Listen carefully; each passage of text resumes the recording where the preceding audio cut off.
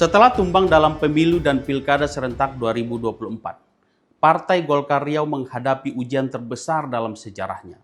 Dua nama kini bersiap bertarung di Musda. Parisman Ihwan, si loyalis muda yang dibesarkan dari rahim partai, dan S. Haryanto, sang birokrat kuat yang membawa dukungan kekuasaan. Siapa yang akan dipercaya menahkodai beringin di tengah badai? Inilah kisah pertarungan dua kutub kekuatan politik di bumi lancang kuning. Kekuatan antara akar rumput dan elit kekuasaan untuk menghidupkan kembali kejayaan yang nyaris padam. Inilah Hot Topics lokal, topik terhangat terkait isu-isu di Riau berdampak signifikan terhadap kita semuanya. Di bumi lancang kuning, beringin dulu tumbuh kokoh. Partai Golkar selama puluhan tahun menjadi simbol kekuasaan dan kekuatan politik yang tak tergoyahkan di Provinsi Riau. Dalam setiap pemilu, beringin itu nyaris selalu lebat, berbuah kursi, berakar kuat dalam pemerintahan. Tapi seperti pepatah lama, di mana ada puncak, di situ ada jurang. Kejayaan itu kini memasuki masa ujian terberatnya. Pemilu 2024 menjadi penanda nyata kemerosotan Partai Golkar di Riau.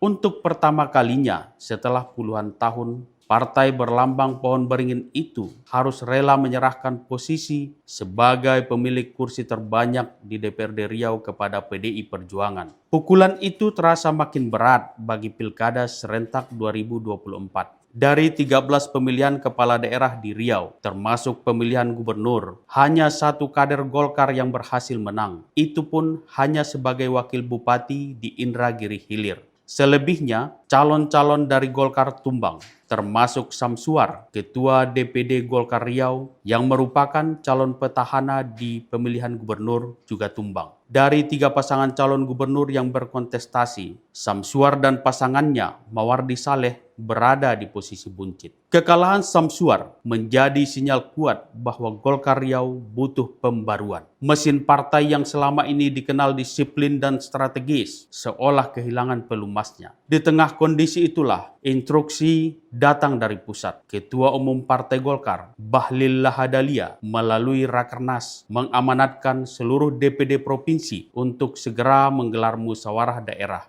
Tujuannya jelas, restrukturisasi total demi menyelamatkan masa depan partai. Kini, Musda Golkar Riau menjadi panggung politik yang paling dinanti. Dua tokoh telah muncul di permukaan dengan masing-masing membawa kekuatan, strategi, dan visi yang berbeda.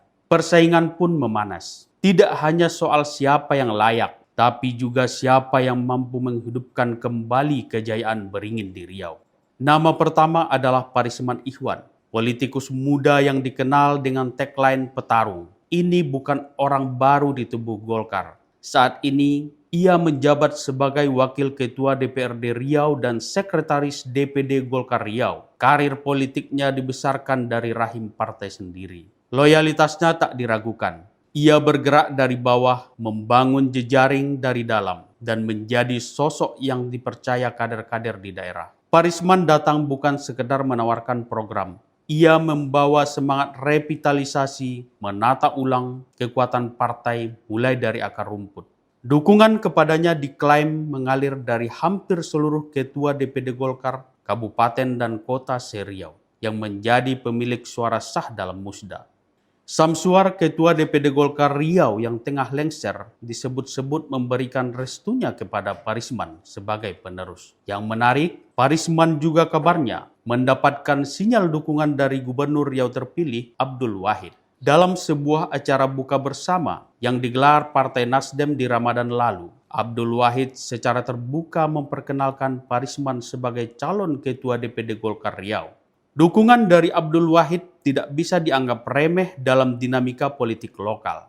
Parisman Ihwan pun semakin termotivasi. Baginya, ini merupakan sebuah tantangan untuk dirinya sebagai seorang petarung dalam memperebutkan kursi Ketua Golkar Riau. Parisman bakal mendapat lawan tangguh untuk mendapatkan posisi di puncak partai beringin di Riau. Pasalnya, rival yang akan dihadapinya kini menjelma sebagai sosok orang kuat. Ditambah lagi dengan posisinya sebagai orang yang berada di tampuk kekuasaan. Dia adalah Esep Haryanto yang saat ini menjabat sebagai Wakil Gubernur Riau. Esep Haryanto merupakan birokrat yang mampu terus bertahan meski rezim terus berganti di Riau. Di puncak karirnya sebagai birokrat, ia menjabat sebagai Sekretaris Daerah Provinsi Riau. Sebelumnya, ia pernah menjadi Kepala Dinas Pekerjaan Umum. Meski bukan kader organik Golkar, posisinya di pemerintahan serta kedekatannya dengan lingkaran kekuasaan membuatnya menjadi sosok yang diperhitungkan. Ia datang membawa dukungan dari organisasi sayap Golkar, baik yang mendirikan maupun yang didirikan, dan sejumlah tokoh daerah yang dipercaya bahwa Golkar harus tetap berada dalam orbit kekuasaan. Para pendukung Esep Haryanto meyakini bahwa pimpinan pusat Partai Beringin di Jakarta akan mengambil langkah diskresi, yakni penetapan langsung oleh pusat yang mengangkatnya sebagai Ketua DPD Partai Golkar Riau.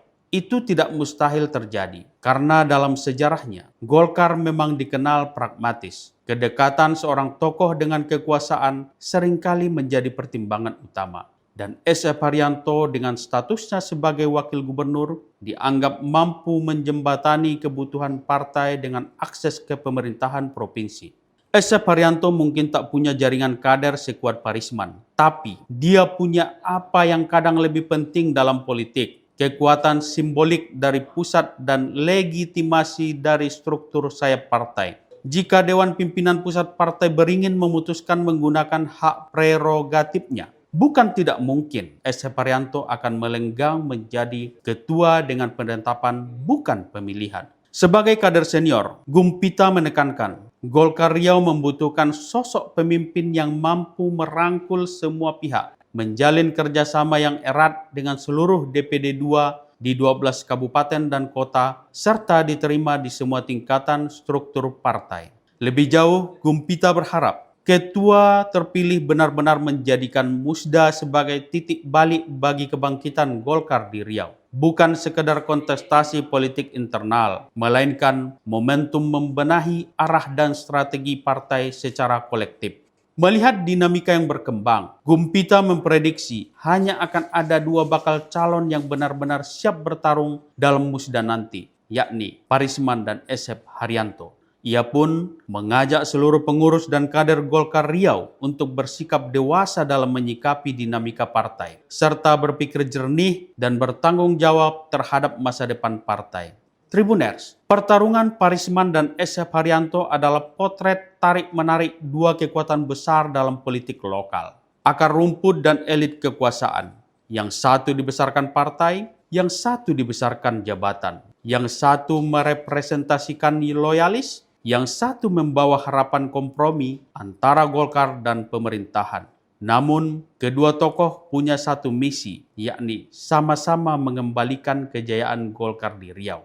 Sebuah misi yang tidak ringan, mengingat tantangan elektoral yang dihadapi partai di masa mendatang. Panggung Musda sudah disiapkan, arah angin bisa berubah kapan saja. Tapi satu hal pasti, siapapun yang menang akan mewarisi tugas berat membangun kembali kepercayaan, menyatukan faksi, dan menjadikan pohon beringin kembali tumbuh kuat di bumi lancang kuning. Download Tribun X sekarang, menghadirkan lokal menjadi Indonesia.